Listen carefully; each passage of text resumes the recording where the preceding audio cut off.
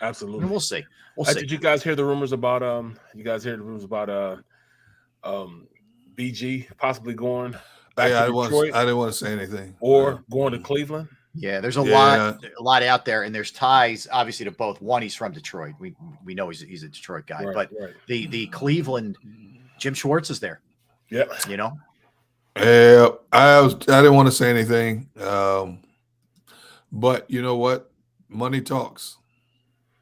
And I said, well, you know what? He had a chance to go to the Giants years ago for more money than the Eagles paid him, and he stayed with the Eagles, and he won his Super Bowl here in Philadelphia. But at this stage of his career where he's talking about 1 or 2 more years of playing, well, he's got his ring here. He's got his money here. And, you know, Detroit is an up-and-coming team. Cleveland, I don't think Cleveland's going anywhere. But if somebody's going to pay you a lot more than what your existing team is offering you, you got to take it. Yeah. Got to take it. Yeah. You got to take it.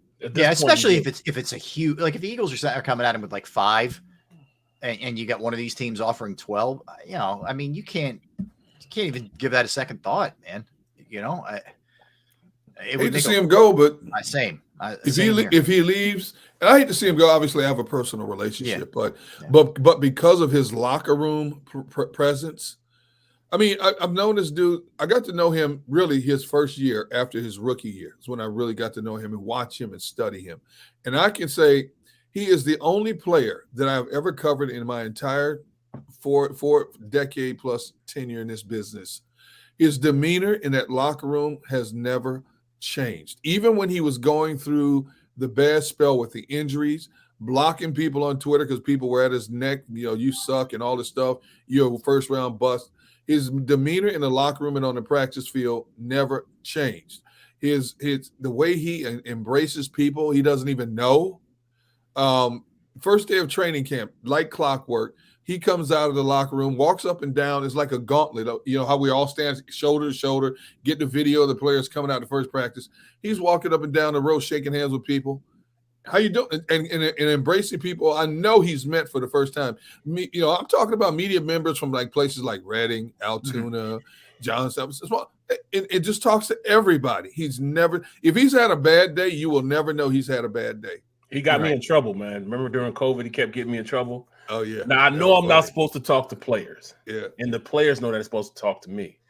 But I'm sitting over in the corner by myself, no other reporters around. And I'm standing there by myself.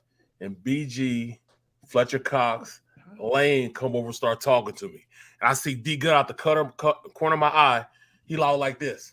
I'm like, I'm not talking to them. I try to walk where they follow me. They're walking with me. Get me kicked out of camp because I'm talking to them. I'm like, it ain't fair. It was one of my finer days. He was hell-bent on talking to me. And because he was talking to me, the other guys came and talked to me also. Got me kicked out because of him. You know what I mean? Oh, my God. There you go. Woody Woodpecker right there. Your guy. Always doing that. It's funny. But, yeah, more than anything else, though, he's been a phenomenal player. I mean, obviously, he made arguably the biggest play in Eagles history, right? Absolutely. Absolutely. He's an asset to the community. He's an asset to any place where he lives. He's an asset to any place where he's employed because he just makes the people in the area better. He makes you better. I mean, whether it's charity, whether it's just the kind of human being he is, it would suck. We always get back to this. It's a business and he's got to do what's best for him. And I never begrudge a player a penny, especially an NFL player. Make every single cent that you can make. So I would hate to see it, but I get it, you know, from his perspective. Simmons. Except, I begrudge him every penny he makes. No, but a guy who gave you everything he possibly had every second, like Brandon Graham, hey, man, like, I don't want to see him go, but I don't blame him. There would be no ill will towards him. I would be really disappointed in the situation if he left. That's the way I view it. He'll be back here. He's got that big, beautiful house in Jersey. He'll be back here when his playing days are over. He'll be right here, and he'll be able to do whatever he wants to do in the media. When his playing days are over, whatever he decides to do, this city will always embrace him with open arms, as they do with so many other players who have come through the doors of Philadelphia. So, you know, I hate to see him go, but you know what? I'm happy for him, man. Is this dude? Even the funny thing is, even when you get mad at BG, you can't stay mad at him. You just laugh because he's that kind of dude, you know. And even when he knows you're mad at him, he has a way of making you laugh. So. Yeah, I agree with you. He's one of those guys you just see him and you're in a better mood. Like he's just looking at, you know what I mean? He's just that guy. He you know, people who walk into a room, you're like, oh my God, how is that person always up, man? And I admire those kind of people. He's awesome. But yeah, he's that kind of guy for sure. All right, let's get a timeout in because there's a lot to dig in. I'm seeing a lot of people going crazy in the chat section regarding Matt Patricia. There's rumors that the Eagles may have interest in him as an assistant coach, which has an interesting tie into Darius Slay from the Detroit days. All right, so we'll dig into that. The other thing I think we need to get into very hard, there is conflicting reports here about Denard Wilson's exit from the Eagles. There is a statement the Eagles put out with a mutual parting of the ways. And then there's a story that Marcus Hayes has, that's basically saying like, this wasn't a mutual parting of the ways. This was a firing for Denard Wilson. So we'll dig into, and look, no matter how you slice it, there's a lot of turnover now on the defensive side of the ball between coaches and very likely what it's going to look like on a defensive side, including Brandon Graham, who we were just talking about. So let's get into all those kind of things Eagles wise when we come back. Like I mentioned, at 1:30, Keith Pompey is going to be joining us. Keith on the road in Indianapolis, where the Sixers are playing tonight. So a lot to dive into with the Sixers. Phillies, no word on Andrew Painter yet, guys. That's not good. It's been going on for a while. So we'll talk about that also. We haven't get to real quick before we time out.